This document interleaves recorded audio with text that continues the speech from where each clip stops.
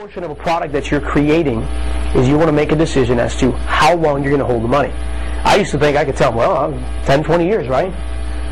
You realize how many investors would not get involved with you when you say 10, 20 years. Now, to build long-term wealth, do you not need an asset 10, 20 years long-term? Yes, you need to think long-term.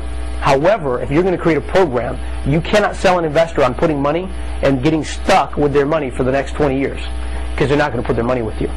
However, if you construct an offer that will be within 3 to 5 year range, then what happens is you're able to structure the deal in such a way where you get their money in, maybe you increase the value, and then you refinance the property, get their cash back.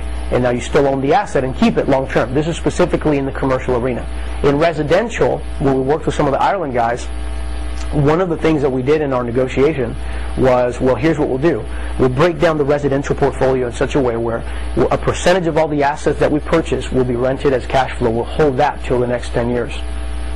But the rest of the portfolio will sell so that we can recoup the capital back and some profits. And that was a great working model because the way they see it is, hey, even if we're buying 10 properties, 7 of them we're selling, 3 of them we keep. Well, if we keep doing that over and over again, what happens to all these properties that we own free and clear, cash flowing? We're building a massive portfolio. Part of that is the way you would present your product and service to the investor.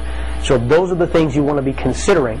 So if I know the investor's looking for a short-term goal and the money is 1 year long, you can still use the money, but just put together a game plan that you're going to get so that you can get the investor's money back within 12 months, but you're still going to hold assets at the end. Because at the end of the day, I don't care what anybody says, and I'll tell you from my own personal experience, you can flip deals and make money, but if you're not holding assets that are cash flowing every month, you're working for tips. That's it. You're working for tips. Because what happens tomorrow if you don't start flipping deals? You don't get paid.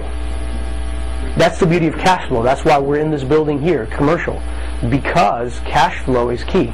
But sometimes I understand you got to get paid, right? You got to get paid now. So sometimes you can construct your program in such a way where you get a small piece up front, and then ultimately, long term, you're building that asset base so that at the end of the day, you're like some of the old guys I hang out with that are sitting back living off their interest payments that are coming in every month, which is the real key for everyone. Because you're playing with monopoly money at that point that's coming in.